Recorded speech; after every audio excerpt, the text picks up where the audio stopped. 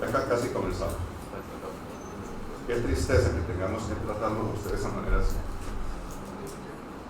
Y van a perder porque el que no venga, y aquí hay suficiente, no nos falta sino la huella dactilar y la retina. También tendré que encontrar un control de retina.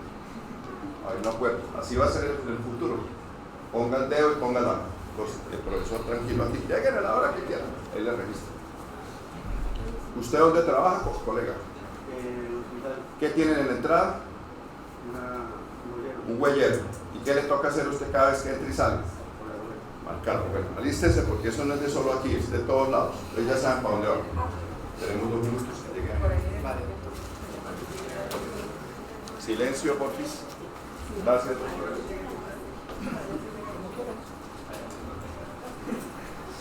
¿Quieres que diga alguna expresión?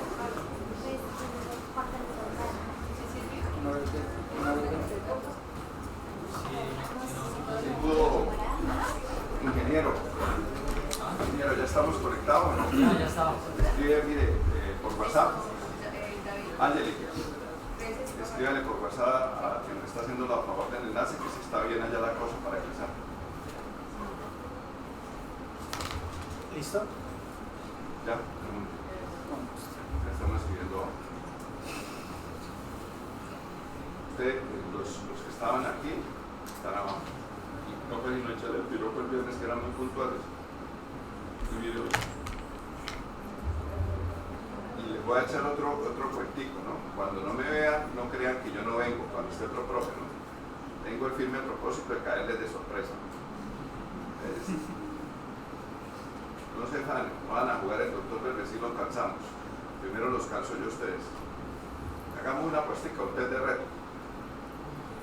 El semestre pasado era muy indisciplinado y tenía unos antecedentes feos.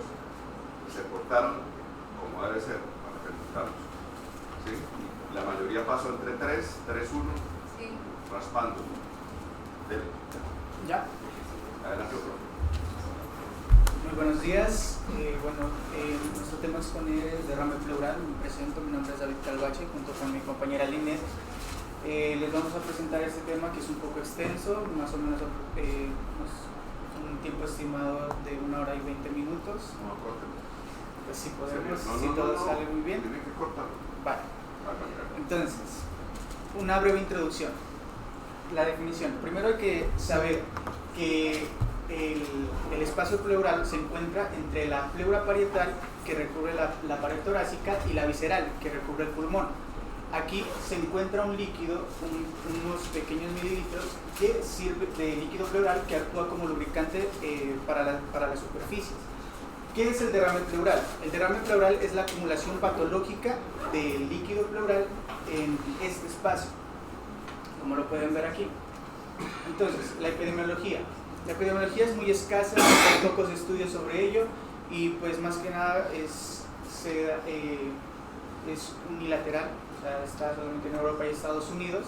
Hay de derrame pleural se presentan anualmente casos de 350 a 360 por 1000 habitantes. Esto depende según la etiología, en la cual las tengo marcadas aquí, las más importantes, como son el derrame pleural benigno, que se dan 252 casos por 1000 habitantes, el maligno metastásico, que se da 70 casos por 1000 habitantes, el incidente de derrame pleural tuberculoso, que se da 41 a 48 casos por 1000 habitantes, por 100.000 habitantes, el mesotelioma pleural, que se da de 0,7 a 9 casos por 1000 habitantes, y aunque sean 60 etiologías confirmadas que pueden ocasionar derrame pleural, el 75% de estos derrames pleurales son causados solamente por estas 4 patologías, que son las más frecuentes en el ámbito hospitalario: la insuficiencia cardíaca, neumonía, cáncer y tuberculosis. Fisiopatología. Bueno, dentro de la fisiopatología tenemos tres principales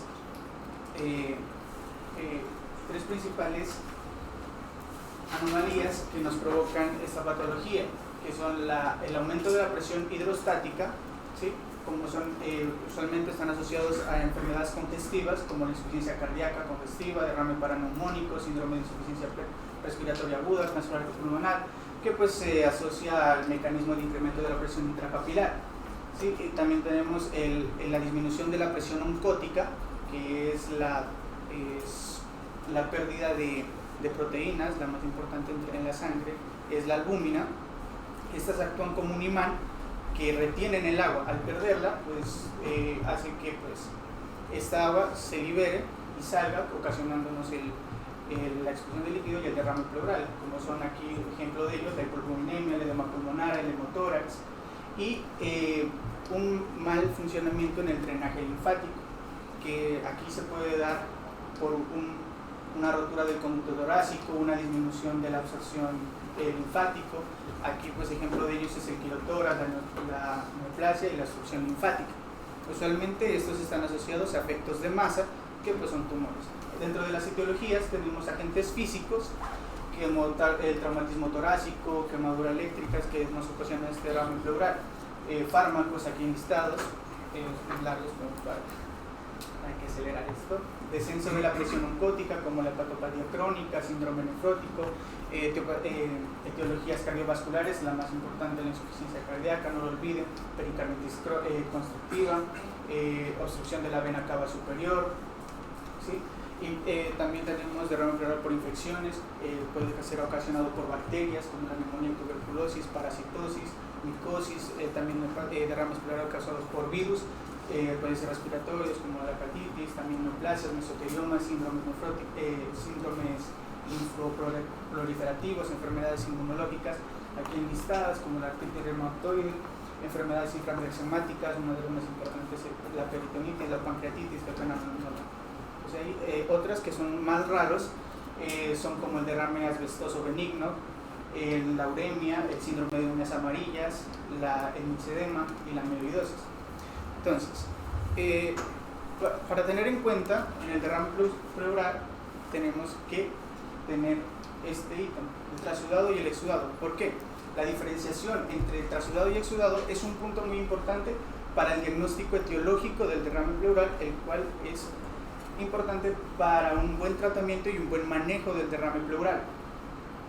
Primero, definamos qué es trasudado. Es el desequilibrio de las fuerzas hidrostáticas y oncóticas en la circulación pulmonar, y el exudado se produce por el aumento de la permeabilidad vascular. Entonces, ¿cómo se hace para diferenciar si es un trasudado y un exudado? Mediante un estudio del líquido pleural a través de los criterios de Lyme. Mi compañera Linet les profundizará esto un poco más adelante. En base a esto, el cociente de proteínas pleura cero, con base en el cociente de proteínas pleura suero, cociente de lactato deshidrogenasa pleura suero y la lactato deshidrogenasa, vemos y clasificamos entre trasudado y exudado. Mi diapositiva básicamente es para demostrarles que hay una pequeña falencia, o sea, una limitación en los criterios de Lyme, en los cuales en la insuficiencia cardíaca, que es tratada por diuréticos, usualmente los criterios de Lyme en la parte de los exudados los clasifica totalmente, pero a la hora de clasificar los trasudados en un 20% es mal catalogado y lo clasifica como exudado. Entonces, ¿qué pasa? En la insuficiencia cardíaca, con el tratamiento con diuréticos, los diuréticos eliminan este líquido cambiando la composición del líquido pleural, haciendo que se parezca más a un exudado, ¿sí? Una concentración mayores de... Entonces, si el líquido pleural lo clasifica como un exudado en una insuficiencia cardíaca, tal vez sea un falso positivo, tal vez pueda ser un trasudado. Para eso se calcula el gradiente entre la albúmina o las proteínas del suero y el líquido pleural, y si dicha diferencia es superior a 1.2 en la albúmina o superior a 3.1 en el caso de las proteínas, se asume que el líquido pleural se asume que es un trasudado. De lo contrario, pues seguiría siendo el exudado. Hay que tenerlo muy en cuenta en la insuficiencia cardíaca. Dentro de las etiologías de trasudado y exudado, aquí están las causas más frecuentes, como la cirrosis hepática, la hiperbilinemia. En el exudado tenemos el derrame paraneumónico, la tuberculosis, la malignidad. En las menos frecuentes, el hipotiroidismo, síndrome nefrótico. En el exudado tenemos el infarto pulmonar, la pancreatitis, Este es muy importante, que es el síndrome post-infarto agudo al miocardio, síndrome de Meissner. Tenemos causas raras como la pericarditis constrictiva, la urinotórax, que es la presencia de orina en el líquido pleural, la obstrucción de la vena cava superior y el síndrome de Meissner, que es la asociación de un tumor ovárico al derrame pleural. Y las causas raras en el tipo de exudado son el síndrome de uñas amarillas, que está asociado a enfermedades pulmonares, sobre todo en la bronquitis crónica, infecciones micóticas y el exudado medicamentoso. Bueno, dentro de la evaluación clínica hay que tener en cuenta 3 síntomas cardinales, los principales, los cuales son la disnea, el dolor torácico y la tos. Dentro de la disnea, hay que tener en cuenta el aumento del volumen intratorácico, hay que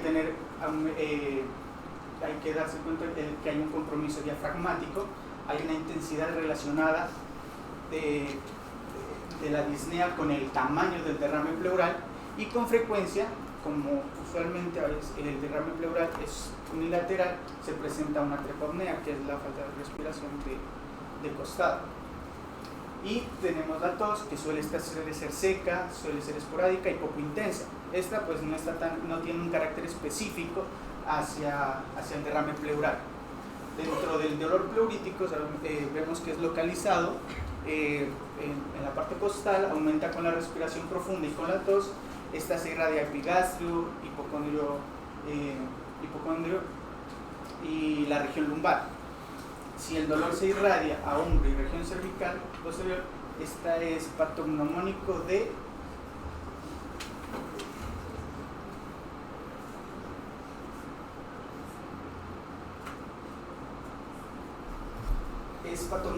la pleuritis diafragmática.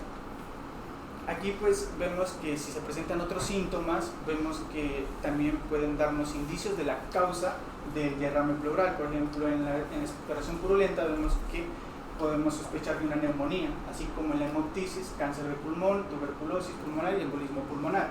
Así, si presenta algún signo físico de los aquí presentes, como acropatía, que puede ser un tumor fibroso de la pleura, o el edema de esclavina, que es un signo de la síndrome de vena cava superior, y así el resto. En la evaluación semiológica tenemos que en la inspección hay inmovilidad del hemitórax afectado y abombamiento del hemitórax afectado. En la palpación vemos las vibraciones vocales abolidas o disminuidas. En la percusión hay matidez hídrica, que es una matidez mucho más alta que la matidez normal. La desaparición del área timpánica del trauge. En la auscultación hay egofonía, que es el cambio de letra de la por la E, y la disminución de la esencia de ruidos respiratorios y un soplo pleurítico.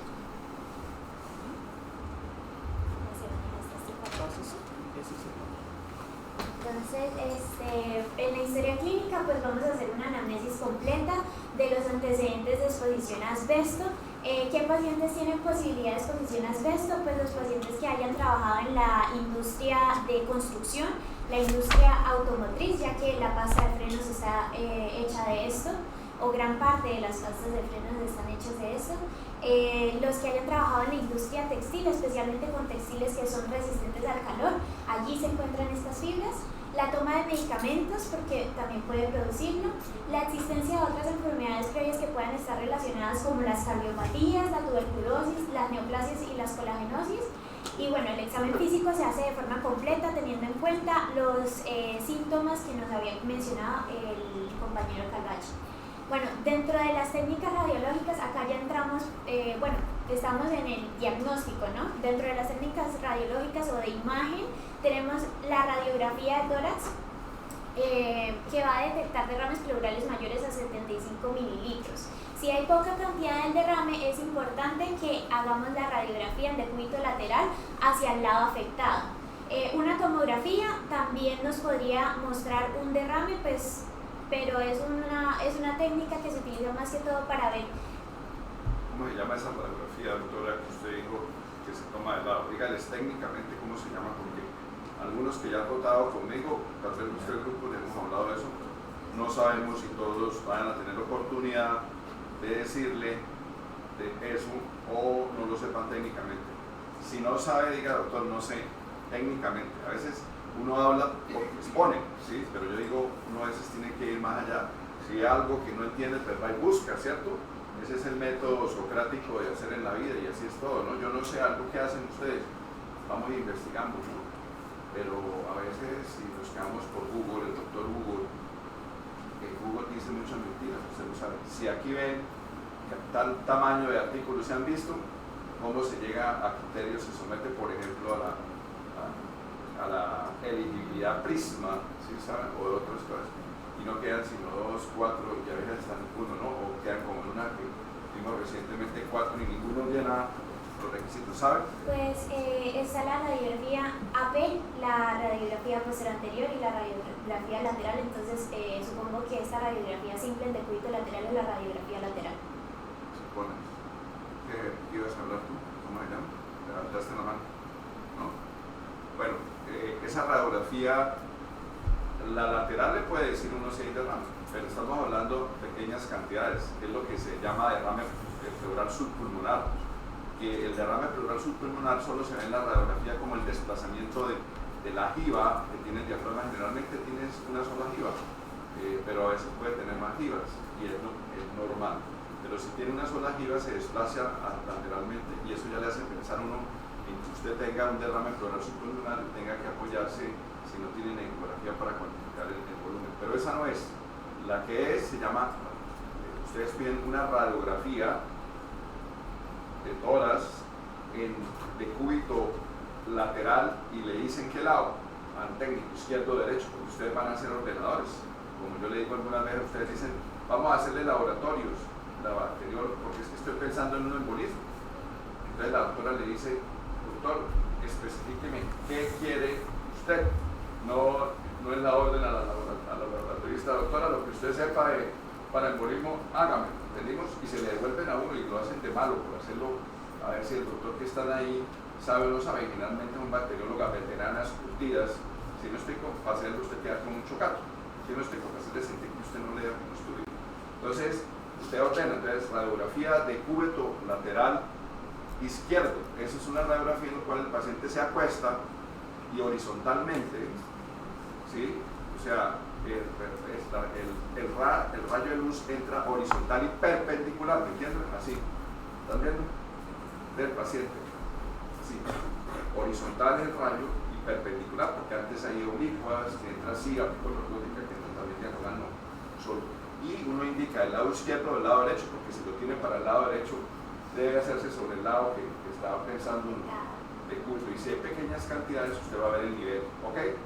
Acuérdenselo, porque eso es lo que van a tener ustedes, que es que todos entran y tengan tomografía. Yo creo que ustedes se vuelven abuelitos y se mueren primero a ver esa realidad en Colombia. Ojalá fuera así. La siguiente. ¿Puede ser? Entonces, seguíamos con lo de la tomografía, pues no se utiliza así como rutinariamente, sino solamente cuando estamos sospechando anomalías en el parénquima pulmonar o en los bronquios. Hay 4 tipos principales de derrame y es el de distribución libre, el loculado, que es como septado, la localización típica y la localización atípica. Entonces puede ser subpulmonar, cisural o mediastínico. Bueno, la toracocentesis. Estos son métodos diagnósticos indicados. Este método diagnóstico en especial es indicado cuando el derrame pleural es de etiología desconocida, es decir, más que todos los exudados, y tiene un volumen suficiente. Cuando el derrame pleural es capaz de separar las 2 hojas de la pleura más de 1 centímetro, se hace la toracocentesis. Las complicaciones posibles más comunes son la reacción vagal y el neumotórax. Si se sospechan complicaciones, se hace un rayos X de tórax, pero no es algo que se haga de forma rutinaria, solamente si se está sospechando que algo de lo que anteriormente habíamos nombrado como complicaciones sucedió.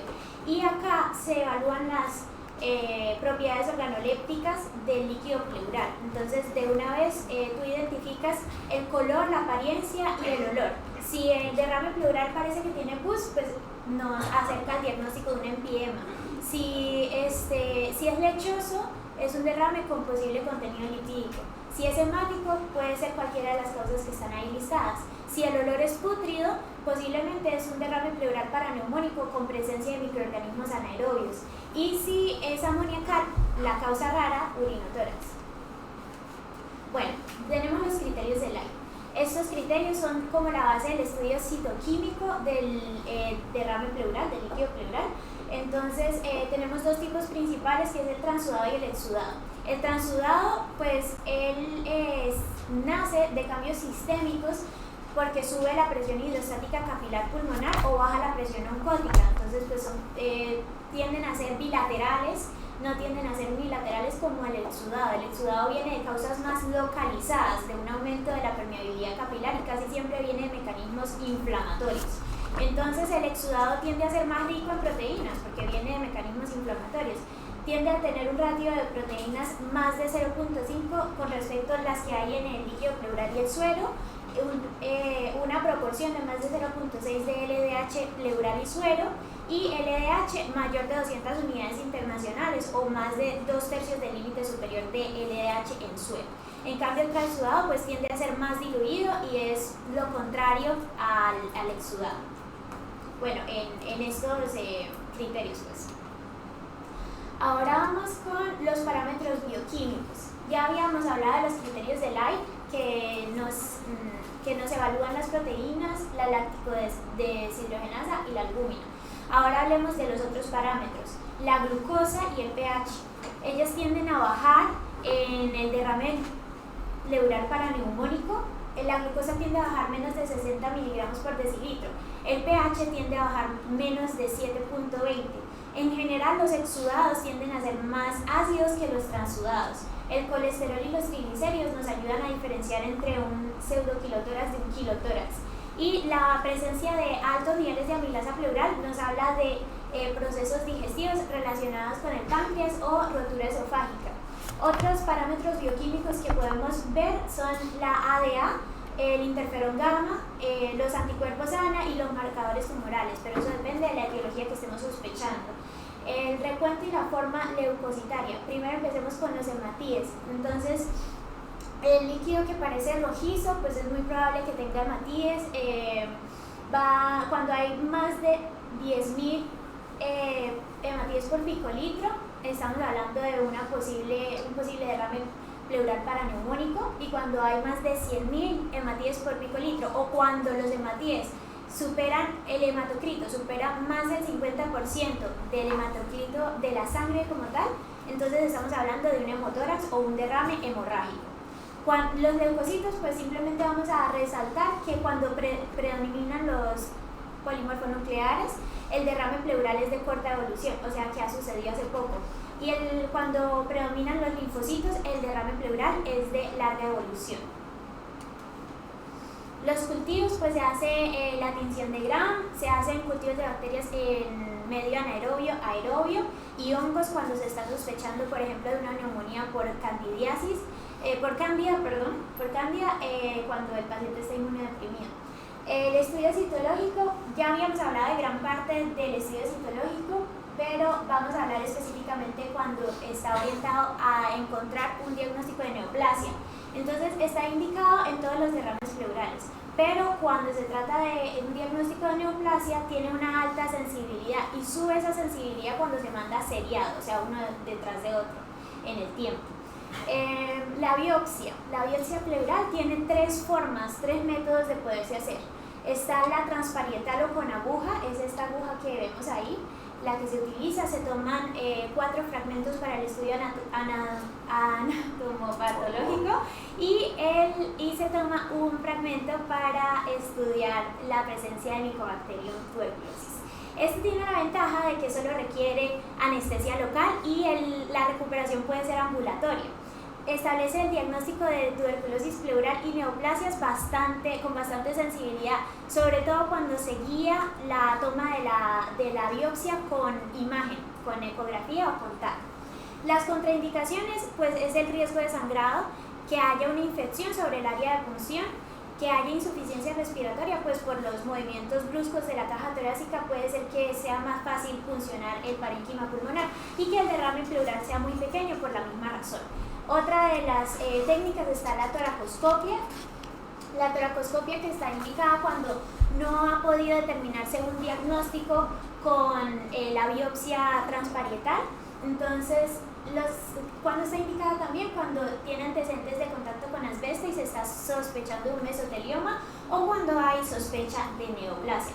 Se utiliza pues un toracoscopio, tiene también la ventaja de poder volverse una intervención terapéutica, porque se puede hacer pleurodesis por medio de los aparatos que se utilizan en esta técnica. ¿Qué es la pleurodesis? Rápidamente, vamos a hablar más de ella más adelante, pero es pegar las dos hojas de la pleura o adherir las dos hojas de la pleura por medio de un químico que cause una reacción inflamatoria en la pleura. Entonces, bueno, esto se hace con anestesia local y sedación. La toracotomía ya es una técnica que casi no se utiliza en casos muy concretos y es la apertura de la pared del tórax. Ojo, también tenemos que diferenciarla de la toracostomía, es que son palabras que se parecen. La toracostomía, en cambio, es una apertura o el ingreso de un tubo por medio de un espacio intercostal. Y eso a veces hay confusión. Toracentesis saben que es claramente extraer un líquido. El análisis se extrae el líquido para analizarlo. Hay dos formas, diagnóstica y terapéutica. La diagnóstica que uno le pide y a uno le dice qué intención tiene, qué fin tiene, qué objetivo persigue. Usted dice no, solo diagnóstica. O a veces ponemos diagnóstica y terapéutica. Quiere decir, se estudia, se envía una cantidad suficiente y se drena hasta cierto punto lo que más se pueda. Toracostomía. Ostomía es abrir una boca en el tórax, pero en este caso pues se pasa no sería una boca porque en cirugía también hay toracostomía de otro tipo. Si me explico, el OESR y el clague, que es una cosa específica para el eczema tuberculoso, el otro día lo dijimos. Pero tubatórax, que es la palabra, la inserción de un tubo es igual o sinónimo de toracostomía y es cerrada. Esa es la diferencia con la anterior, que era la que estábamos hablando, la abierta, que es el OESR o el clague. Entonces ustedes ponen, solicito paso o colocación de tubo, inserción de tubo a tórax, en qué cavidad, o colocan toracostomía cerrada. Entonces a veces se equivoca. Y toracoscopia es entrar a mirar la cavidad pleural y también, porque hay diagnóstica con toma de biopsias y no se hace nada más, y en otros casos se hace por ahí, por la toracostomía se hacen cirugías complementarias. A veces hay necesidad, pocas veces, de biopsia de pulmón además, pero a veces la hacemos. Y toracotomía es abrir una incisión amplia y generosa, que varios tipos hay posterior anterior, antero posterior, hay lateral, hay mini toracotomía, que es también se llama toracotomía limitada, y son toracotomías máximo hasta entre 5 y 7 centímetros, que se le mete un farabel, se abre con la biopsia, ¿sí me explico? Y ya lo otro, lo que ya la nombro de ella, es tomar de pleura la biopsia transtorácica percutánea dirigida. ¿Sí me explico? Que eso era lo que antes se llamaba, ustedes van a encontrar un término, porque es que en eso a veces uno se confunde con pendejadas, es biopsia pleural cerrada, ¿sí? O ciega, le decían, biopsia pleural cerrada o ciega. ¿Por qué? Porque atravesado con una toracentesis, con una aguja de copeo de Abrams, y ahí se tomaba la biopsia, ¿sí me explico? También se hace con las pistolas especiales que tenemos todos, los radiólogos también tienen, de determinada marca. Entonces, esos términos hay que familiarizarse porque uno ve en el lenguaje y en las presentaciones de casos que se equivocan. Entonces, tubatórax, cuya función es un drenaje y un líquido, es sinónimo de toracostomía cerrada. ¿Entendimos? Grábenselo, anótenlo. Uno ve en la práctica errores escoitos, que llamó, y pueden ser interpretados de errores de formación, ¿no? De pronto usted sí sabía, lo que no me grabó son los términos. El léxico, y en cirugía y en medicina ustedes van a ver, por ser técnicos, profesionales, que hay que hablar adecuadamente. Alguien le copia y ejecuta una orden, ¿sí? Hay médicos que eso no se debería hacer, delegan en internos, hay jefes alcahuetas que se simpatizan con el médico porque les parece simpático, o al revés, se cambia género. ¿Sí me explico? Acá y allá, que el entendió, la entendió, en el sentido de que ya no es de médico o enfermera, sino el enfermero no con la médica, el enfermero con la médica, y entonces le dice no, la doctora da una orden mal hecha, el que le interpreta interpreta al pie de la letra ciegamente. Y eso no los exonera a ustedes porque el culpable es quien da la orden. ¿Sí me explico? Algún grado de culpabilidad podría tener quien la ejecuta, porque si usted, por ejemplo, a un enfermero jefe o auxiliar le dicen póngale endovenoso 4 ampollas de gluconato de calcio, endovenoso. Usted dice, ¿cómo? Perdón, doctor, yo vi 4 lo mato. Sí, espera un momentico, y usted callado va y revisa, ¿sí? O analiza, dice, y 4 lo produce para, ¿sí? Y no es la poquilla endovenoso, y sí, ¿para qué? Entonces, hay gente que a veces, y eso se ve raramente, los jefes se declaran en rebeldía. Y doctor, me muero la pena, pero no voy a ejecutar esa orden. Eso acarrea una cantidad de cosas, ¿no? Y en la medicina, en los casos urgentes, una orden que se demore puede costar la vida, ¿no? La vida a veces nos va entre las manos en ese momento. Hay que tener cuidado porque a veces el cansancio, el no conocimiento, y por eso hay que estar permanentemente leyendo, ¿sí? Y cuando usted da una orden, asegúrese o escriba de que sea clara, entendible, y eso, ¿sí me explico? Y yo tengo la manía, se las explico porque yo soy un maniático, que me gustan las cosas porque me enseñaron a hacer las cosas demasiado organizadamente y a desconfiar. Entonces yo tengo una cosa que después de que le doy una orden, por ejemplo, un jefe, un auxiliar, a cualquiera de mis asistentes, inclusive un interno, le digo, doctor o jefe, usted me entendió lo que yo expresé. Claro, doctor, usted lo que quiere es, por ejemplo, una biopsia percutánea, ¿sí me explico? Lo que sea, para asegurarme que él comprendió las órdenes. Porque entre nosotros a veces la comunicación falla y hay una cosa y es el cansancio, ¿sí me explico? Hay gente que a veces desafortunadamente porque les toca trabajar en muchos lados, porque les toca o porque vienen cansados por otras situaciones, porque trabajan ambulatoriamente en muchos lados y entonces eso hace que a veces tengan demasiado cansancio y las órdenes no se escuchen, claro. Y ustedes cuando tengan como futuros médicos que van a ser y buenos, ¿ustedes qué hacen? Al especialista, doctor, perdone usted, disculpe usted, educadamente, ¿cierto? Entendí bien lo que usted me ordenó, tal cosa, sí señor. Si está de malas pulgas, el personaje le va a decir, ¿y es que usted es sordo? Entonces uno le contesta, doctor, sí, a mí me está fallando el oído a veces, perdone usted, usted es el sordo, pendejo, pero no es ningún pendejo, no es una orden segura, ¿no? A usted ejecutar, porque la responsabilidad de salud, y ese es el otro problema, es compartida. Si no explico, el que más peso lleva es el que da la orden, pero la cadena es todos, pues por eso hablaba de ti, Jairo, no sé quién, no sé en dónde voy aquí, que todos después íbamos a responder por lo cometido, ya sea para bien o sea para mal. Para seguir con el seminario, y no es que lo oigan, no se lo dije el día ese, la responsabilidad de la medicina es compartida y es carga inversa. La carga inversa era que en un tiempo, hace mucho tiempo, uno arrancaba con posición de la posición que tienen los delincuentes y la mayoría de detenidos hoy en día. Hablemos de los detenidos, ¿no? Que tengan, le dicen, se presume hasta último momento que usted es inocente.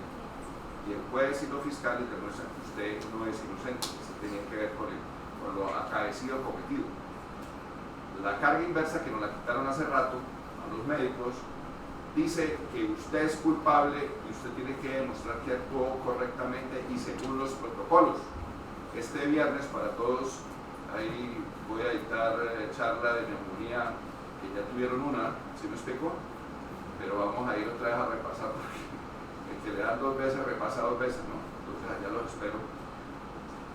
El problema entonces es que se actuó de acuerdo a las guías de práctica médica, ¿sí me explico? Porque le dicen que se actuó. Y entonces usted entra en un juzgado a demostrar que usted actuó correctamente y que no tuvo ni demora y actuó célebremente, pertinentemente y acorde a las guías de práctica clínica de la institución donde trabajó. ¿Sí me explico? Que hizo las cosas como tal. Entonces, mejor dicho, en pocas palabras, doctores, para los jueces nosotros cometimos error de entrada y somos los villanos. ¿Sí me explico? O sea, nosotros somos culpables de entrada, hágame el favor. Ustedes no crean que eso es difícil, ¿no? Revertir eso es como que llegue usted a un sitio y digan, se perdió tal cosa. Y ya de entrada, para la mayoría de los que tienen que hacer la investigación y todo, le están diciendo a usted fue. ¿Sí me explico? Pero ¿por qué me van a imputar a mí? Déjenme probar que yo no fui y no quiera hacer descargos, que no se llaman. Ojo con eso, doctores. No se hay la siguiente. Muchas gracias. Bueno, otros métodos complementarios de estudio, dentro de ellos tenemos la fibrobroncoscopia, que está indicada si nosotros sospechamos por medio de la aparición de síntomas o diagnóstico radiológico de alteraciones pulmonares o bronquiales. La ecografía torácica pues es un método de estudio bastante importante, se utiliza como método de guía para la mayoría de técnicas que hemos mencionado, y este es muy sensible para localizar derrames pleurales que sean pequeños, desde 30 mililitros. Incluso hay algunas fuentes que nos decían que detecta hasta 5 mililitros de acumulación de líquido encapsuladas. Identifica septos, masas pleurales, también la TAC, ya habíamos hablado de ella. Lo único que hay que agregar es que si hay datos en la anamnesis o en cualquiera de los puntos de diagnóstico que nos orienten hacia una etiología abdominal, entonces se hace TAC abdominal para pues, tener información. Entonces, como resumen del diagnóstico, ¿cómo es la pauta diagnóstica? Primero pues se hacen estos dos puntos que están subrayados como en negro, que son la anamnesis, la exploración física, la toracocentesis y el estudio citológico del líquido extraído. Ya luego, si fallan estos dos pasos, vamos a empezar con la biopsia pleural transparietal o por toracoscopia y la toracotomía como último recurso. Pasamos al tratamiento. Entonces, tenemos varias técnicas posibles de tratamiento. La toracocentesis, la toracostomía, que es el mismo tubo-tórax como lo decía el profesor, el catéter pleural tunelizado o indwelling o permanente, y la pleurodesis y la farmacoterapia dependiendo de la etiología. Entonces, el primero que vamos a tocar es el drenaje pleural. ¿Cómo nos beneficia al paciente que le hagamos un drenaje pleural? Simplemente el líquido pleural va a ocupar un espacio en la caja torácica. La caja torácica mantiene en reposo, pues mantiene unas presiones negativas para favorecer la entrada del aire en la inspiración. Cuando se le agrega un volumen, pues por simples leyes de física química, va a aumentar las presiones, se va a positivizar la presión, entonces se va a dificultar el trabajo respiratorio. Por eso se da la disnea, y cuando se extrae este líquido favorece la expansión pulmonar y por lo tanto la dinámica respiratoria. La pleurodesis, como decíamos, es la obliteración, el cerrado del espacio interpleural, intrapleural. Puede ser química o quirúrgica, y vamos a hablar hoy de la química. Hay muchos, como por así decirlo, químicos que se pueden utilizar en la obliteración química, pero el que tiene más evidencia a favor es el talco. Tiene que tener cierto diámetro las partículas de talco, porque no queremos que se difundan hacia el parénquima pulmonar o causen otros estragos, sino que solamente queremos que causen esa reacción inflamatoria delimitada a el espacio pleural. Entonces hay dos técnicas principales, el slurry y el Pudridge. El slurry es que básicamente vas a disolver el talco en una solución salina y eso lo vas a meter, por emulsión también se dice, pero como hay que hablar español, dice Juanes, pleurodesis por emulsión, a través de un tubo de tórax, por emulsión, ya saben, ¿sí? Entonces se hace una mezcla de un talco especial, no es el talco Pons y el otro, ¿no? Porque el tamaño de la partícula se ha visto que un tamaño que no es el adecuado, que es estandarizado, ya que hay eso está estandarizado, puede producir efectos importantes, dañinos. Entonces, emulsión o por aspersión, que es la que va a hablar ahora. Ajá, la otra aspersión, que generalmente es por toracoscopia. Exacto. Por aspersión, no, emulsión. Y aspersión, emulsión y aspersión. Entonces, slurry es emulsión y Pudridge es aspersión. Entonces, como decía el profesor, el slurry se introduce a la cavidad pleural por medio de un tubo a tórax. En cambio, el Pudridge se hace por medio de toracoscopia, que esa era la pleurodesis de la que estábamos hablando. Entonces, las indicaciones son el derrame pleural maligno, pero con una expectativa de supervivencia mayor a 3 meses. y un derrame pleural que no responda a tratamiento farmacológico. Las contraindicaciones es un pronóstico de supervivencia corta y el pulmón atrapado. ¿Por qué se da esto? Pues porque es un procedimiento que va a generar una respuesta inflamatoria que es dolorosa, es un procedimiento incómodo para el paciente y por eso se tiene que tener especial cuidado de manejar una buena anestesia y una buena analgesia en el procedimiento. Bueno, seguimos con el derrame paraneumónico y el empiema. Estos son los subtipos. Las características generales del derrame paraneumónico es que del 20 al 60% más o menos de todas las neumonías van a estar acompañadas de este derrame. Los factores de riesgo es estar en los extremos de la vida, niños o ancianos, tener comorbilidades pulmonares, enfermedades que van a favorecer la aspiración, como por ejemplo las miodistrofias, los déficits en la inmunidad. Muchas veces no vamos a encontrar gérmenes en el líquido pleural porque está en las primeras etapas del derrame pleural paraneumónico. La fisiopatología, ¿cómo se da este derrame? Primero la fase exudativa, ya sabemos que es un exudado, entonces la inflamación de la neumonía causa un aumento de la permeabilidad capilar, eso causa un acúmulo de líquido pleural que es seroso y luego cuando pasamos a la fase fibrinopurulenta, entonces hablamos de que hay una invasión de microorganismos, por lo general los mismos microorganismos que están causando la neumonía. Entonces ahí llega la respuesta inflamatoria, llegan los polimorfonucleares. Estos gérmenes, ¿qué van a hacer? Van a utilizar la glucosa del líquido pleural para generar su energía y como subproducto de su metabolismo generan ácido láctico y CO2. Entonces, ¿qué va a pasar con el pH del líquido pleural? Baja el pH, se acidifica. Y la LDH es una enzima pues, que se utiliza para el metabolismo de las bacterias, el metabolismo anaerobio de las bacterias. Entonces va a subir a más de 1000 unidades internacionales. Bueno, entonces todos estos cambios y la misma presencia de los gérmenes causan que suba la actividad del inhibidor de activador de plasminógeno y baje la actividad del activador de plasminógeno tisular. ¿Esto qué nos favorece? Un depósito de fibrina. Y cuando pasamos a la organizativa es cuando esos depósitos de fibrina se fortalecen por medio de la invasión de fibroblastos. Entonces, ya a lo crónico, hablando a lo largo plazo, se forma una capa fibrosa gruesa que puede causar lo que llamamos pulmón atrapado, porque restringe el movimiento pulmonar. Esto no solamente con el derrame paraneumónico, sino con todo derrame que nos cause inflamación a largo plazo. El diagnóstico se hace pues, con estudio de imágenes radiológicas, ya las nombramos, la toracocentesis con su respectivo estudio citológico y un hemocultivo. Entonces, ¿qué nos va a hacer un diagnóstico como de confirmación? La presencia de microorganismos, turbidez, olor pútrido y la presencia de pus. Entonces, también tenemos unos marcadores citoquímicos, que es el pH menor de 7.2, glucosa menor de 60 miligramos por decilitro y LDH mayor a 1000 unidades internacionales. El tratamiento pues es el mismo tratamiento de la neumonía, depende si es adquirida en la comunidad o nosocomial, no lo vamos a repetir, lo tenemos ahí y ya lo vimos en clase. Vamos a ver la clasificación de Light. Entonces, dependiendo de la gravedad del derrame paraneumónico, vamos a tener ciertos tratamientos. Por ejemplo, la primera clase pues, va de menor gravedad a mayor, es que va a ser un derrame no significativo, ni siquiera da para hacer toracocentesis. El tratamiento es simplemente antibiótico.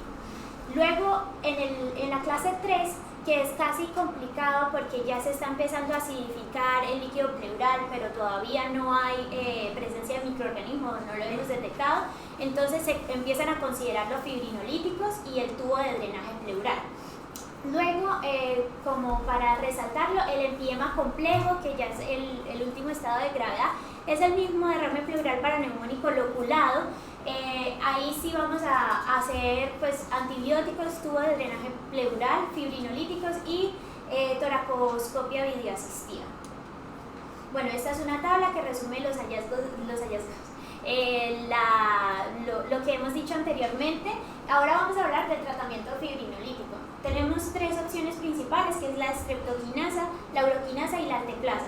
Entonces, para dar un ejemplo y que les quede como en la memoria, la dosis de alteplasa es de 10 miligramos. Entonces, primero se disuelve de 20 a 200 mililitros de suero salino, luego se introduce a la cavidad pleural por medio del tubo a tórax, se pinza el tubo a tórax, se deja de 2 a 4 horas reposar y luego se drena o se drena libremente o se aspira.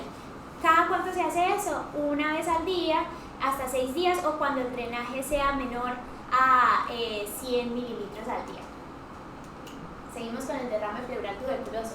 Acá pues vemos que hay parece que hay una tendencia al alta de la media, el promedio de la tasa de tuberculosis en el mundo, pero pues tener en cuenta que los años anteriores al 2021, que es el primer año de alza, son años que tienen un comportamiento que no es el natural, pues por la cuestión de la pandemia y bueno, las restricciones que hubo, el distanciamiento social, eso pudo haber contribuido a esa baja como artificial de la prevalencia de tuberculosis.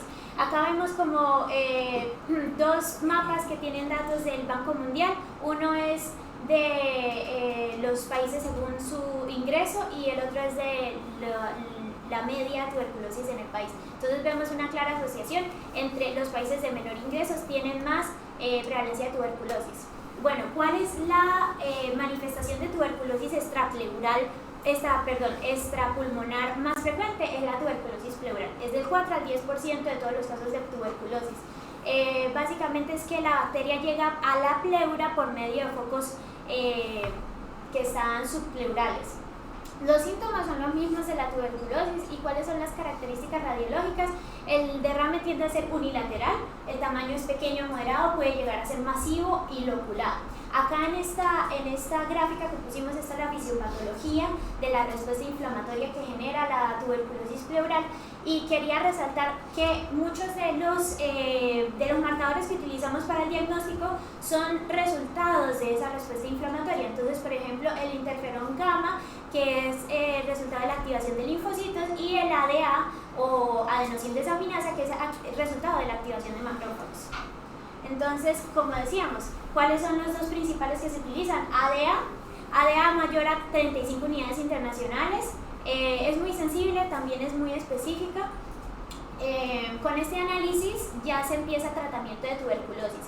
El diagnóstico de confirmación tarda en llegar porque los cultivos de tuberculosis son difíciles de hacer. La técnica tradicional es Lewontin-Jensen y ahorita se está utilizando el hemocultivo Bactec. Y el análisis del tejido pleural cuando muestra granulomas pues es un hallazgo muy específico, muy sensible. El tratamiento es igual al que nos expusieron los compañeros en la tuberculosis pulmonar. Otro de los tratamientos específicos al drenaje pleural, el derrame pleural, es el drenaje pleural y los fibrinolíticos intrapleurales para evitar pues la formación de derrame loculado y paquipleuritis residual. Dentro del derrame pleural en colagenólisis, pues vemos que la colagenólisis constituye un grupo homogéneo. Enfermedades del colágeno. Sí.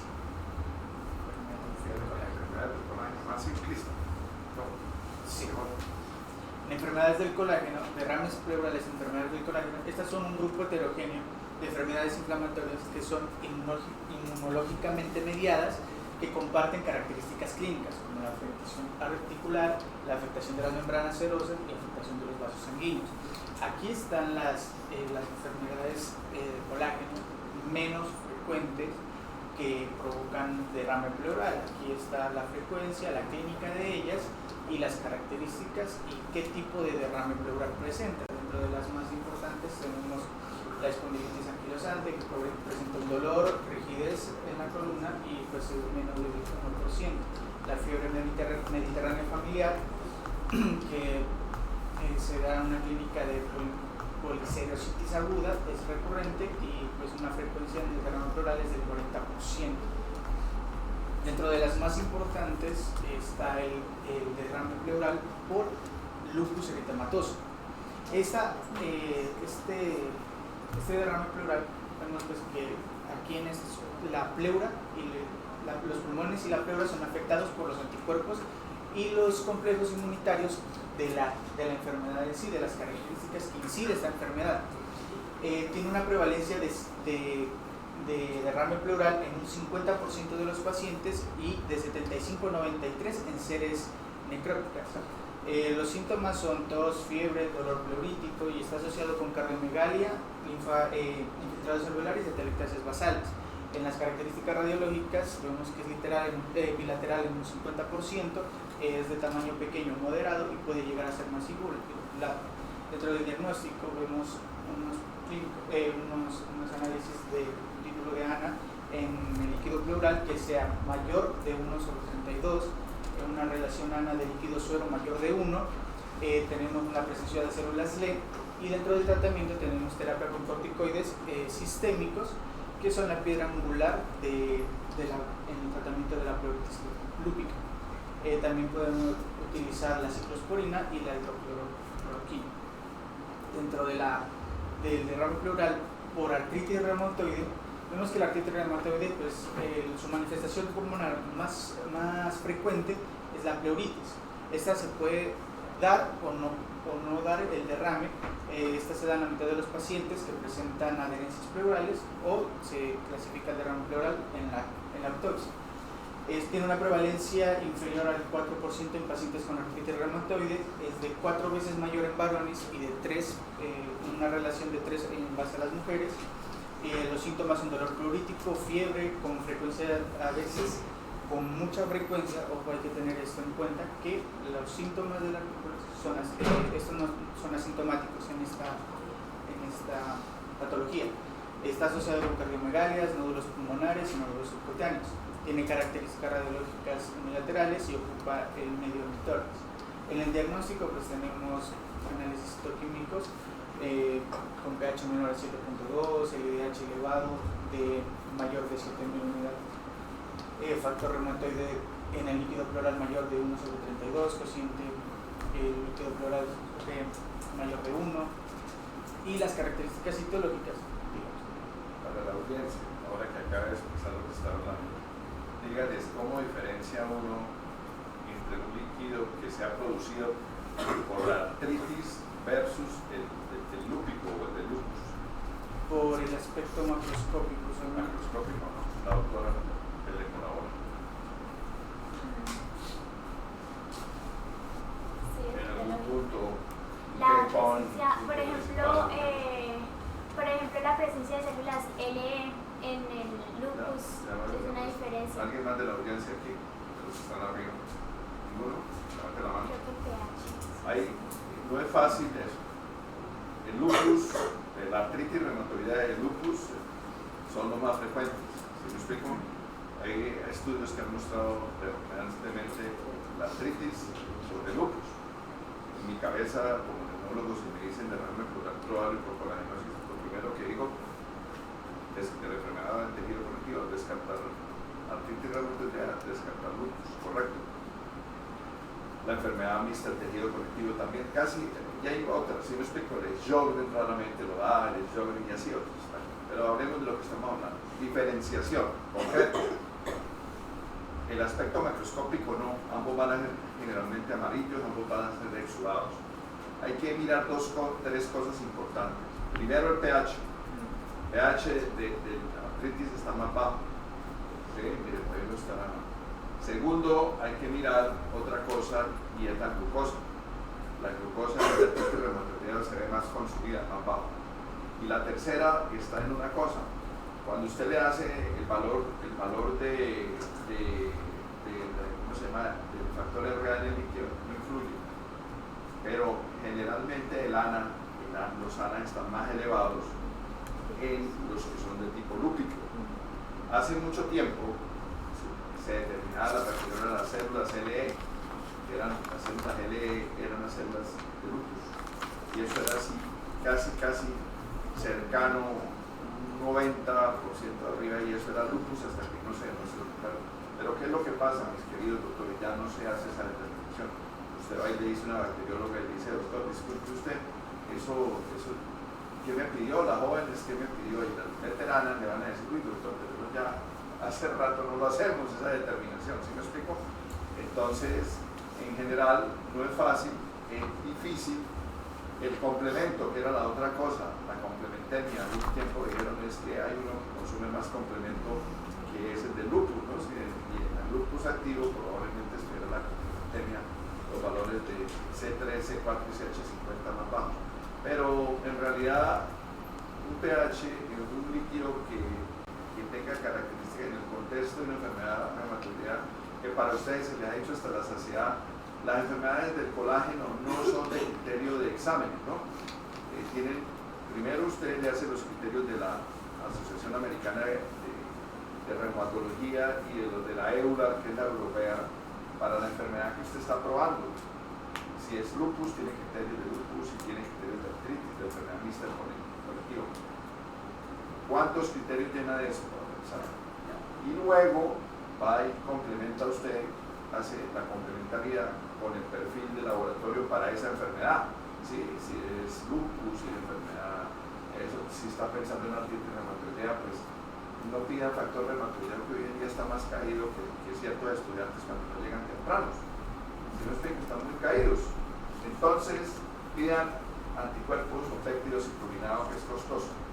Ya voy a hablar una cosa. Entonces, el hecho de el pH bajo, la glucosa baja, si me explico, orienta mucho a que sea una artritis reumatoidea. Es raro ver la asociación, no es muy común ver nódulos reumatoideos y derrame. O se ven los nódulos reumatoideos puros o se ve el derrame. A veces, ¿qué es lo grave? Hay pacientes, es raro que debutan en lupus solo por un derrame pleural. Y es raro, pero también está descrito en la artritis, el primero, más que todo el lupus. ¿Sí? Ahorita que hablé rápidamente, hay un caso que vimos con los que estaban rotando, tal vez el primer grupo en Junta Todas, que yo llevé un caso de una señora que desde noviembre está enferma de la pleura y tiene un derrame pleural persistente. Creo que, y no sé si estaban, levante la mano si estuvieron presentes, creo que sí, cierto, aquí presentes. Y lo difícil que es eso, a pesar de un buen estudio y un segundo buen estudio. Presumíamos que, si bien es cierto, se ha hecho casi el 90% la primera vez faltaba, pero se le hizo acá. Y sigue con derrame, y presuntivamente estábamos pensando en esto que hablé yo, en una debut de una enfermedad de colágeno, sí, pero por todos lados que se le había buscado ha sido difícil y no tenía malignidad. Entonces, ¿les quedó claro? Sí, doctor. Adelante. Bueno, el tratamiento se puede mejorar tras el drenaje y se aconseja solo si se ha controlado clínicamente. Y pues no hay estudios controlados que evalúen la eficacia de los antiinflamatorios no esteroideos o los corticoides. Las enfermedades del colágeno, el manejo lo da el reumatólogo porque se asuma el control con algunos de estos nuevos fármacos biomoleculares que hay tantos.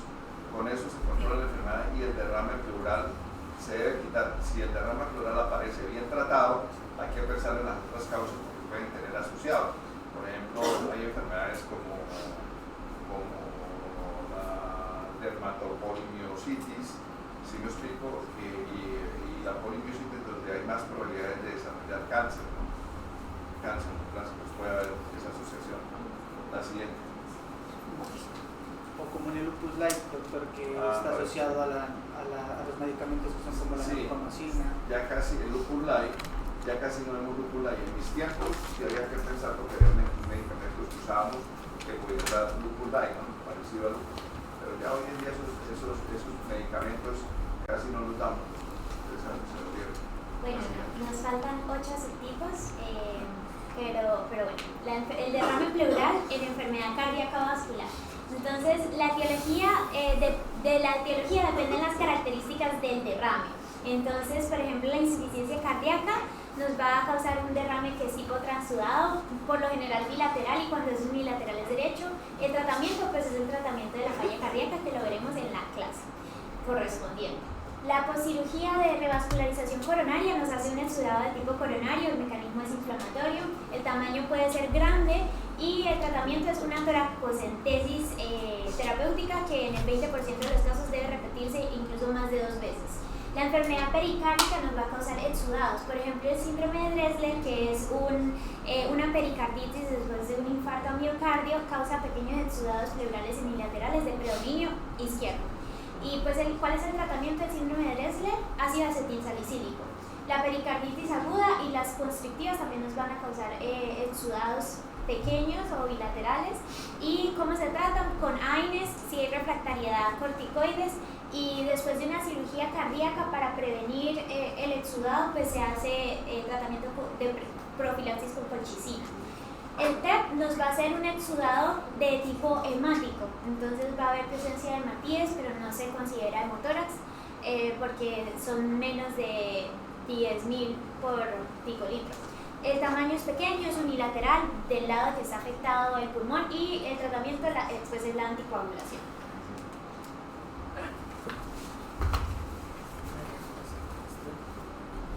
Bueno, dentro de los posquirúrgicos, la mayoría de los pacientes sometidos a cirugía torácica o a cirugía abdominal o cirugía cardíaca presentan derrame posoperatorio inmediato. Estos derrames son definidos como inespecíficos, pequeños, asintomáticos, y estos comienzan dentro del primero o segundo día de la poscirugía y desaparecen en un plazo de 2 a 4 semanas. Esto es espontáneo. Y estos son con frecuencia, son trasudados, y en su patología intervienen varios factores que están expresados en esta tabla. Bueno, en este básicamente son algoritmos que están en poscirugía cardíaca por trasplante hepático, en la cual el derrame pleural vemos si es pequeño, sintomático y precoz, o tardío, en el cual si da una resolución espontánea o si persiste tras 2 semanas se hace una toracocentesis, al igual que el sintomático tardío, para evaluar si es un exudado o trasudado, porque sabemos que el trasudado mayormente, con el 75% de las veces, como les mencioné, es por insuficiencia cardíaca, renal, perforación por catéteres y por pulmonemia, y esto pues se da el tratamiento específico que debe ser. Esto se hace con el fin de identificar si es un derrame pleural inespecífico, como los que le acabé de mencionar, porque todo derrame inespecífico se da el tratamiento o se pone en observación para un drenaje según pues, los síntomas que presente. Al igual que en el trasplante hepático, se da el derrame tardío en una semana el temprano, y el tardío en un mes. Si persiste el temprano, se hace la toracocentesis para diferenciar lo mismo, exudado trasudado. Se hace pues los correspondientes estudios en el exudado para saber la etiología y según esto presentar el tratamiento. Pero si es trasudado, puede ser un derrame post-trasplante inespecífico, mismo tratamiento. En el pulmonar, el trasplante inmediato puede ser por hemotórax o sanguinolento. El hemotórax usualmente se hace una reintervención por el sangrado del mediastino, y el sanguinolento pues si persiste se hace una broncoscopia. Si hay rechazo, se hace una toracocentesis para evaluar si es un exudado, un trasudado o un kilotórax, que es una lesión quirúrgica, que se da por una lesión quirúrgica del conducto torácico. Esto pues hace que no haya un drenaje de la linfa, y pues hay que hacer un tratamiento quirúrgico conforme a los exudados y trasudados, el tratamiento específico de ellos. Bueno, la enfermedad pleural por enfermedad gastrointestinal benigna. Entonces tenemos de etiologías las posibles enfermedades pancreáticas o hepáticas, abscesos intraabdominales, perforación esofágica o procedimientos quirúrgicos abdominales. El tratamiento va a depender del control específico del proceso que esté causando el derrame. Si el derrame es muy sintomático, se hace toracocentesis, o si es muy voluminoso. La elevación de amilasa en líquido pleural, ya habíamos dicho que es muy característica de enfermedades pancreáticas como la fístula pancreática y la pancreatitis aguda, pero también se puede dar por perforación esofágica. El hidrotórax hepático es como la causa más importante de este grupo. ¿Cómo se hace el tratamiento? Restricción salina, furosemida más espironolactona. Si son refractarios, se hace control con catéter intrapleural permanente. Y la única solución permanente para el hidrotórax hepático en realidad va a ser el trasplante hepático. No hay ninguna otra solución que pueda aumentar la calidad de vida y la vida en general. Pues. Si el derrame pleural es grande, se hace toracocentesis y evacuadoras. Bueno, dentro del diagnóstico del derrame pleural por enfermedades ginecológicas, pues se da, usualmente son derrames pleurales por enfermedades ginecológicas benignas. Estas pues se da como por ejemplo el síndrome de Meigs, el estadio 4 de la endometriosis y el síndrome de hiperestimulación ovárica. Conforme se hace, están asociados usualmente a exudados inespecíficos todas, y se hace el síndrome de Behçet, se hace un diagnóstico por, como saben, el síndrome de Behçet, como les acabo de mencionar en un principio, es la asociación de un tumor ovárico con el derrame pleural. Entonces, el diagnóstico es la demostración del tumor ovárico. El tratamiento, extirpar el tumor. En la asociación en la estadio 4 de la endometriosis, se hace un diagnóstico por la laparoscopia y para confirmar la endometriosis. ¿Qué se hace? El tratamiento desaparece al tratar esta enfermedad. Y en el síndrome de hiperestimulación ovárica, el diagnóstico se hace a través de la historia clínica, haciendo una buena anamnesis y revisando los antecedentes que la paciente haya presentado o tratamiento hormonal o partos múltiples. Hay que tener en cuenta que pues, en el síndrome de hiperestimulación ovárica, en la mayoría de casos, hay que descartar el tromboembolismo pulmonar porque es muy frecuente en esta patología. El tratamiento es garantizar el estado hemodinámico mediante la fluidoterapia y el mantenimiento de la diuresis y prevenir la trombosis y realizar paracentesis en caso de que haya citis. Bueno, ya solo nos faltan 4 subtipos de derrame. Está el derrame pleural por fármacos, es infrecuente, puede ser causado. Son rápidos, son rápidos. Hágalo tal cual. Bueno, listo, sí señor. Entonces, hay una lista, son tantos los medicamentos que pueden causar derrame pleural por fármacos que hay creada una aplicación para consultarlos, pues, y se llama Neumotox, para que pues la brujen por si acaso tienen tiempo. Entonces está la amiodarona, la nitrofurantoína, la metisergida y la bromocriptina como los medicamentos que más frecuentemente se asocian a este tipo de derrame. Las características puede ser rico en eosinófilos y también acompañarse de eosinofilia periférica. El diagnóstico se hace pues por la relación temporal entre el consumo del nuevo medicamento y un nuevo derrame pleural, y el tratamiento es suspender el medicamento y reemplazarlo. El derrame neoplásico afecta hasta el 15% de los pacientes con cáncer. Se asocia a un estadio de la enfermedad ya avanzado, ya cuando está metastásica la enfermedad. El pronóstico de supervivencia es bastante corto, de 3 a 12 meses. Las características es que va a ocupar más de la mitad del hemitórax y si es unilateral por lo general. Si el mediastino está centrado, esto es raro, más bien vamos a encontrar que de tan masivo que es este derrame va a estar desplazado de la línea media, y si está centrado vamos a sospechar la obstrucción bronquial proximal por la misma enfermedad. El tratamiento es paliativo, se orienta al alivio de la disnea. El tratamiento definitivo vendría siendo la pleurodesis, y en esta guía pues nos dice que la que más es efectiva es el Pudrage o el de aspersión de talco. Entonces, otra de las soluciones, esto no se hace si la supervivencia es muy corta, la expectativa de supervivencia, se pasa a las otras soluciones que no son permanentes, que es el catéter pleural permanente, y se hace cuando hay un derrame que es recidivante y hay pulmón atrapado. ¿Qué pasa cuando hay pulmón atrapado? No se puede hacer pleurodesis. ¿Por qué? Porque es que es imposible que el pulmón se reexpanda, y si no se reexpande, pues las dos pleuras no se van a pegar. Entonces la reacción inflamatoria va a ser en vano. Y la pleurodesis y abrasión. El tratamiento del derrame pleural maligno pues depende de las características del derrame y también pues del estado general de la persona. Si el derrame pues se confirma que es maligno, es sintomático y recidivante y es masivo, se hace una evacuación urgente. Si Karnofsky, que es un puntaje que evalúa la capacidad del paciente con cáncer de hacer sus actividades diarias de forma independiente, es mayor de 40 y no hay pulmón atrapado, se considera la pleurodesis. Si no, pues se considera el catéter tunelizado permanente o bueno, indwelling, como le dicen también. El derrame pleural por asbesto, lo vamos a nombrar porque fue hasta apenas en el 2019 que se hizo la ley acá en Colombia que prohibió la importación y el uso de material que contuviera asbesto. Y hasta apenas el 1 de enero del 2021 fue que entró en vigor esta norma. Entonces puede ser que todavía haya por ahí uno que otro caso, pero se sabe de la relación del asbesto con respecto al mesotelioma, una relación casi que causal desde el siglo pasado. Entonces pues ya ha habido mucho declive de uso de este material.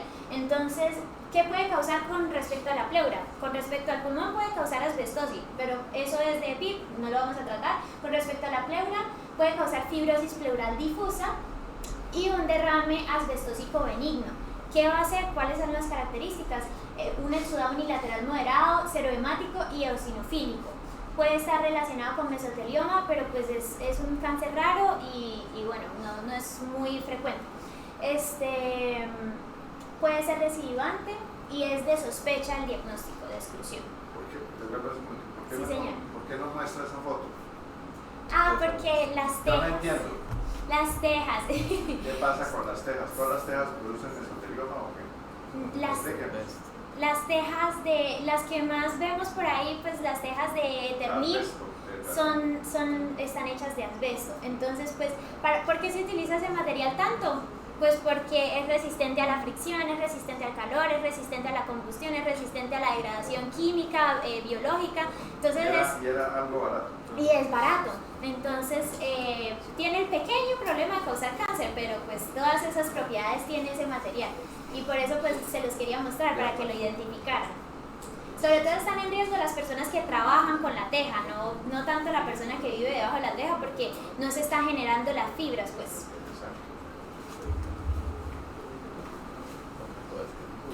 Bueno, el derrame pleural en quilotórax se define como la presencia de linfa en la cavidad pleural.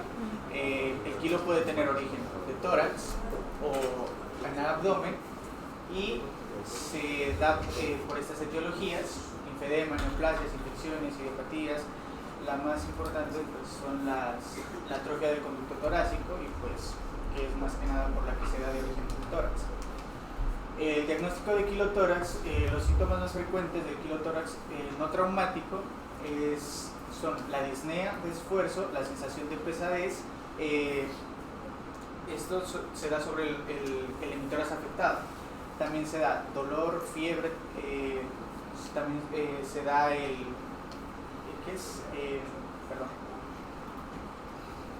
la fiebre y el dolor torácico pues son raros debido pues que al efecto poco irritante de la linfa. Esta se sospecha se produce generalmente tras la toracosintesis o por el aspecto del líquido pleural.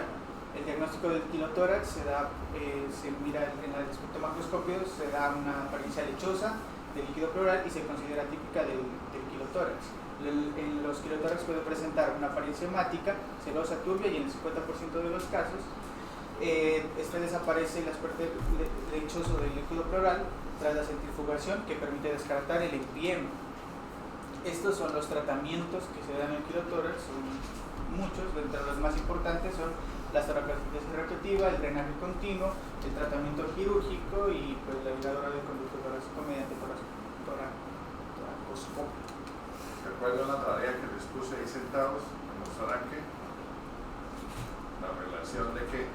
sí, doctora, al final lo tengo. ¿Hoy lo tiene? Sí, claro.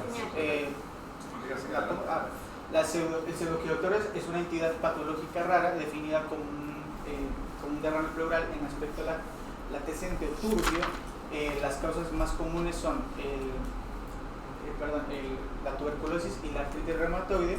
El tratamiento del pseudoquilotórax es que el paciente tenga una historia de TB y no haya recibido tratamiento. En los casos secundarios artritis debe procurarse un control adecuado de la artritis reumatoide, y en los pacientes con deterioro funcional o una toracosintesis se puede aliviar los síntomas del paciente y el funcionalismo pulmonar que esté conservado y estaría indicada en la decorticación pleural. Entonces aquí está el cuadro comparativo entre el quilotórax y pseudoquilotórax, que es una aparición brusca. En el pseudoquilotórax es lenta, el líquido pleural en el quilotórax es blanco y lechoso, el líquido pleural del pseudoquilotórax es blanco también y lechoso. La lesión, en el quilotórax hay una lesión del conducto y en el pseudoquilotórax un derrame persistente. Aquí están la comparativa en los análisis. En los triglicéridos es mayor a 110 miligramos sobre decilitros, en el pseudoquilotórax es menor a 100 gramos sobre decilitros, el colesterol es menor a 200 en el quilotórax, mayor el colesterol a 200. Hay kilomicrones presentes en el quilotórax y están ausentes en el pseudoquilotórax. No hay presencia de cristales de colesterol y en el pseudoquilotórax está la presencia de los cristales. El cociente líquido pleural suero del colesterol es menor a 1 y este cociente en el pseudoepidotórax es mayor a 1. Esa es la respuesta del examen de hoy. ¿Sí lo vieron? Entonces, si usted me pregunta, porque el fin era conocer qué tanto ustedes conocen y saber, y además saber quiénes estaban aquí de cuerpo presente, ¿sí? Y además implica que los que no estuvieron van a ser llamados también. ¿Sí? Esto implica que son 3 cosas que le toca a usted. Entonces, no viene, falla, quiz, viene así como los comparendos ahora, ¿no? Ahora le toca a uno pagar y ir a sentarse un tiempo, ¿cierto? Y la gente, pero lo que más me duele no es la pagada, porque te duele. Lo que más nos duele es ir a sentarnos allá un tiempito, ¿no? Para que nos digan lo que no debemos hacer, ¿no? ¿Verdad? Y los de moto, ¿no? También, los de moto también creo que les toca. Bueno, el cuento es decir 2 cosas. Resumen 3 cosas. Un aspecto blanco, lechoso, la relación, ¿vieron el cociente? ¿Sí? Y la presencia de los perdón, ¿qué? Un aumento de los triglicéridos, ¿sí? Y ya lo demás es los kilomicrones, la otra respuesta, ¿sí? ¿Qué pasa? En cambio, el pseudoepidotórax tiene lo que ya vieron, con un colesterol también elevado. Y a veces puede dar eso. Ahí está la respuesta del quiz que se les hizo hoy a ustedes. La siguiente, bueno, este es el último. Acabamos. Sí, este es el último. Entonces, este es el último subtipo, es el hemotórax, puede ser espontáneo y traumático. Vamos a hablar más que todo del espontáneo, pero bueno, es la presencia de sangre en la cavidad pleural. Se considera un derrame pleural hemático hemotórax cuando supera el 50% del hematocrito de la sangre, es decir, tiene un hematocrito de 50, entonces tiene que ser más de 25 el hematocrito en el líquido pleural. El diagnóstico pues es dependiendo de la etiología. Por lo general va a haber unos síntomas de aparición. El traumático va a tener inestabilidad hemodinámica y dolor, y el no traumático va a tener disnea. Las características radiológicas es que va a aparecer un derrame pleural que tiene imágenes sugestivas de coágulos. El tratamiento para el hemotórax agudo es la reanimación con líquidos, transfusiones, reversión de anticoagulantes cuando esto proceda. Si el hemotórax es menor a 150 mililitros, se va a ordenar que vigilancia clínico-radiológica. Si tiene más de 150 mililitros, se hace antibiótico-terapia para prevenir las complicaciones y la tracostomía con tubo, se hace el drenaje así. Y si es masivo, pues se pasa a videotoracoscopia monoportal urgente. Entonces ahí vemos una imagen sugestiva de hemotórax. Bueno, de hemotórax. El tratamiento del hemotórax residual o coagulado, dependiendo también del volumen. Entonces, la escasa coactiva se hace conservadoramente con fisioterapia. Si tiene más de 500 mililitros, se drena, se pasa un tubo a tórax, se pasa fibrinolítico, y si esto no funciona, se hace toracoscopia. Si hay atrapamiento pulmonar, se hace decorticación o abrasión pleural. Este es el último mensaje que queremos, bueno, el doctor Perpesí nos dijo que les trajéramos, que lo resaltáramos. Todo derrame pleural, en especial los exudados, deben ser estudiados adecuadamente. Es decir, se les debe hacer a todos los exudados toracocentesis y estudio completo del líquido pleural. Gracias. Vamos ya.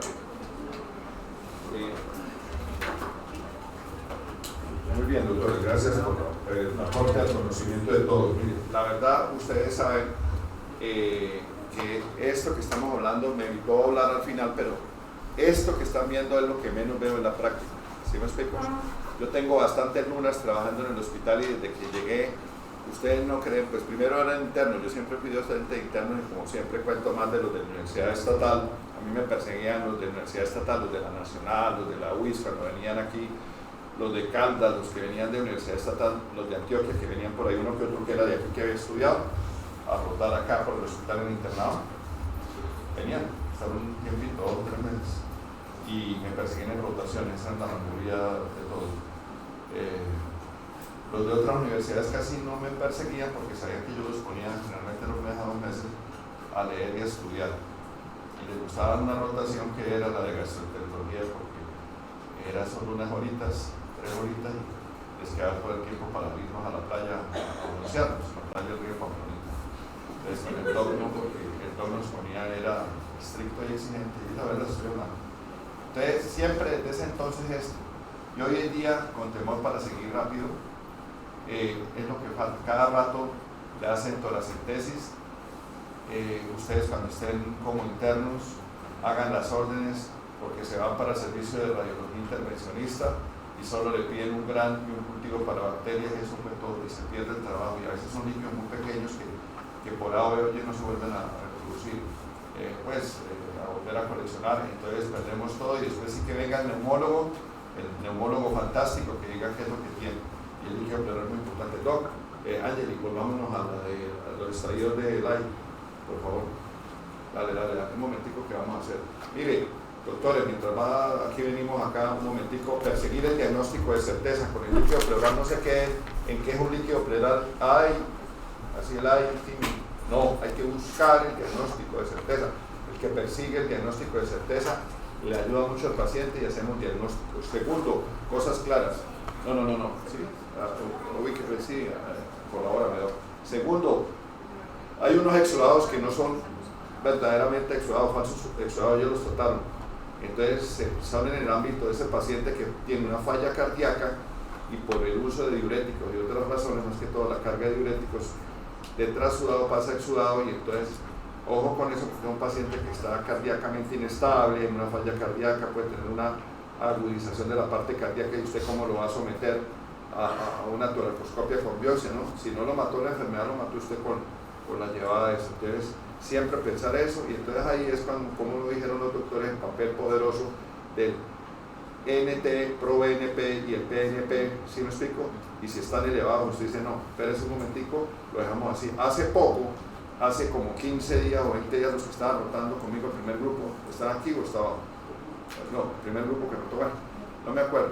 Ese grupo tuvimos la paciente que estuvo en la cama 722, que es una paciente que llegó con enfermedad coronaria, que tenía un evento agudo y debutó con un derrame pleural bilateral y tenía opacidades pulmonares que eran intersticiales. Entonces dijimos que el derrame pleural era a la falla cardíaca porque tenía criterios de falla cardíaca por los internistas y un BNP elevado y tenía unas opacidades en el pulmón, en vidrio esmerilado. Ustedes saben que la falla cardíaca y el edema agudo pulmón producen vidrio esmerilado, ¿sí? Grabón blanco. Entonces, ¿qué dije? Esperemos. Hicimos una tomografía como a los 10, 12 días que no hacemos tomografía seguida por la radiación y estaba con menor cantidad de vidrio esmerilado y el derrame pleural se había desaparecido, ¿sí? Entonces, primero, ni funcionar el líquido porque no tenía sentido, ya no había, y segundo, ¿qué fue la conducta? Se dijo, contrólese en mes y medio, 3 meses por neumología y si desapareció todavía no se toca. Era una paciente, se le hizo un cateterismo aquí, tenía una enfermedad arterial periférica, una enfermedad en el corazón periférica, no de grandes vasos, que es la del tratamiento médico, una paciente con diabetes, hipertensión, muy mala paciente, no se cuidaba. Bueno, hay un porcentaje de derrames rápidamente que es criptogénico, o sea, no se sabe la causa. Esos derrames hay que seguirlos porque hay un título que dijimos derrame pleural persistente o recidivante, a veces lo tenemos.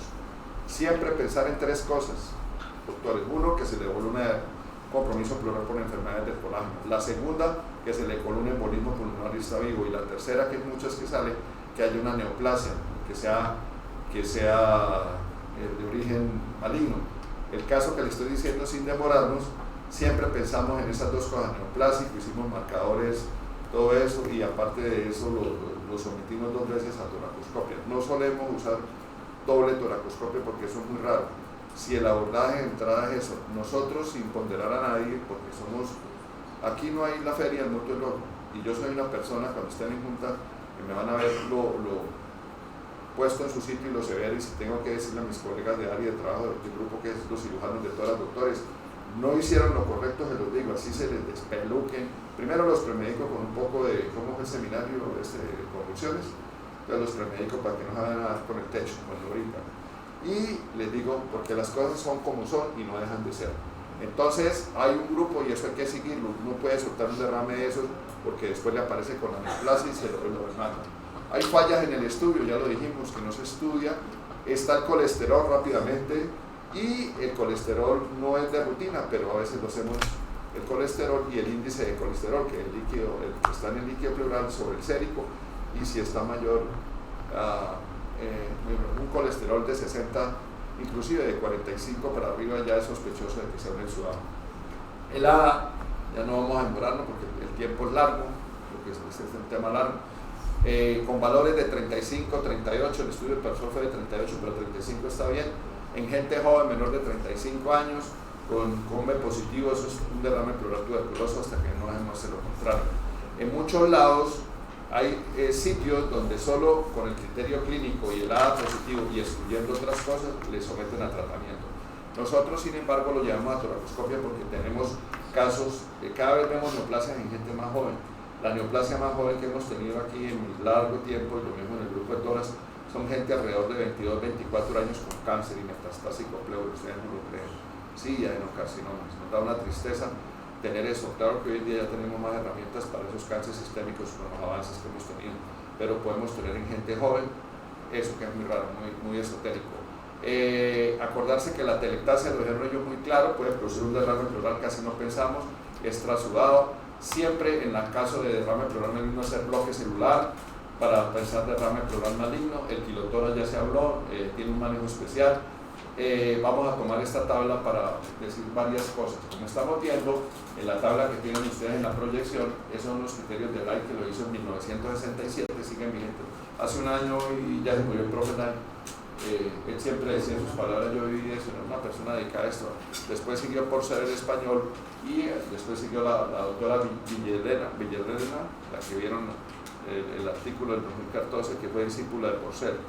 Y Porcel fue discípulo de Light. Entonces, el cuento de eso a los dos últimos españoles es que son, pues están nombres, no significativos, paraneumónicos, complicados, siempre se problema simple. Aprenderse todo esto es difícil. Entonces, pues son tipo desde el 1 al 7, aprenderse por lo menos que es del 1 al 7 y a la derecha está la conducta. ¿Qué tengo que resaltar de esto? Fue la primera del 2006, que hoy en día entre el grupo 4 y 5, sin que eso sea una tendencia universal, nosotros aquí en la institución hacemos hacemos toracoscopia monoportal con biopsia pleural precoz, ¿sí me explico? Siempre. Y eso nos lleva a una resolución más rápida del caso. Sin embargo, si ustedes van a buscar en la literatura, van a ver que hay controversia con la fibrinolisis, que algunos dicen que de pronto ese estado 4, 5, que se le ponga tubo a tórax y fibrinolítico, de pronto se salva de un procedimiento como es una cirugía. Entonces hay controversia, pero nosotros acá de una vez le hacemos la toracoscopia y sale más rápido, porque ya a las 48, 72 horas está resuelto el caso y nos lleva eso y deja menos secuelas que eso, que era lo que pasaba antes, se deja avanzar esto y esto produce muchas secuelas porque produce un defecto ventilatorio restrictivo. Entonces, en resumen, como están viendo en este cuadro, el estadio 5, 6 y 7 van para toracoscopia. El de peor pronóstico y el más difícil de resolución es el empiema complejo, el 7, porque hay loculaciones. Entonces, ojo con eso. Los antibióticos se ponen y yo todavía digo, la razón no la entiendo, porque en la pleura no entran los antibióticos. Llegará un momento en que casi esa conducta se dejará. Sin embargo, yo creo que el uso de los antibióticos está acá, en los estadios iniciales 1 y 2, donde además debe cubrir uno de los antibióticos. Sin embargo, es pauta todavía que todo derrame pleural que se sospeche de origen infeccioso paraneumónico se coloca. Nosotros aquí desde hace mucho rato hacemos toracoscopia, como le dije yo. Yo llegué recién desempacado de Bogotá, donde me entrené. A mí me entrenaron en toracoscopia diagnóstica. Y como llegamos acá, pues simplemente la sacamos porque aquí en la ciudad no se hacía eso.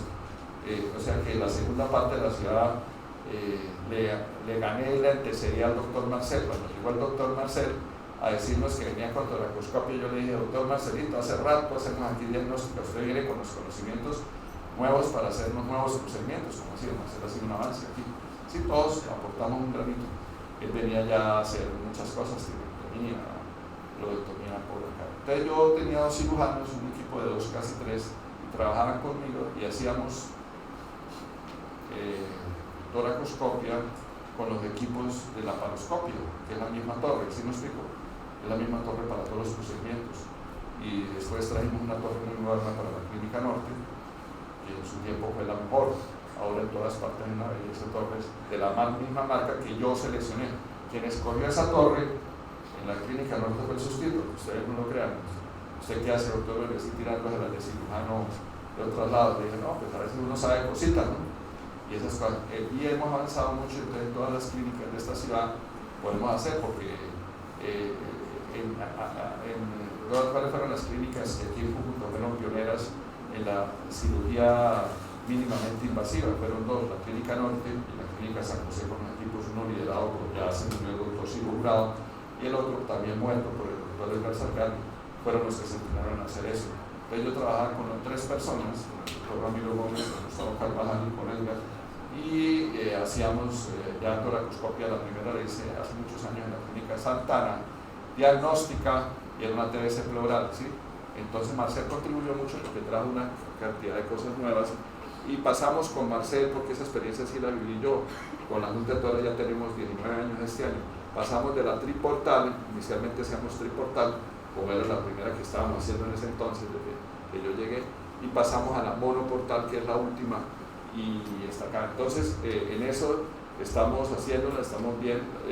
La morbilidad, igual que en lo internacional, ya se han publicado trabajos de estos de aquí, del Hospital Erasmus, me por algunos de ustedes que están afuera, igual. Bueno, la doctora, y ya final, hay 2 cosas claras. Mire, el derrame pleural a la final se clasifica o derrame pleural de origen sistémico, o sea, asociado a una enfermedad sistémica, llámese falla cardíaca, por hipotiroidismo, por lo que sea, o el derrame pleural de origen pleural o pulmonar. Entonces usted a la final el ejercicio, todo esto que vieron, termina clasificándole esas 2 cosas que están ahí en el tablero. Y por último, hay unos, la doctora habló del pulmón atrapado, entonces el pulmón atrapado, claramente, mensaje final, no vayan a hacer pleurodesis, ni por emoción ni nada, sea un paciente que está contraindicado. Y ese es el paciente que le va a servir este catéter que se llama Denver X, o un catéter tunelizado. O sea, se tuneliza un catéter, se deja abocada la parte externa y se cambian los frascos. Es costoso, pero es una buena solución, porque esos pacientes que los sometemos a toracentesis, y ya esta es la última, hacen más empiema, más infecciones y probabilidad de neumotórax. Ese es el manejo moderno en cualquier parte. Hay 2 revisiones recientes que creo que las 2 las tuvieron los doctores, los diagnos, ¿se acuerdan? Las 2. Hay una del Instituto Nacional de Cancerología y otra que es la del 2019 de la ITS. Y doctores, feliz día. ¿Cómo será el seminario de PIT? ¿Cómo van? Venga para acá. Hasta luego, que es más largo que esto, imagínense.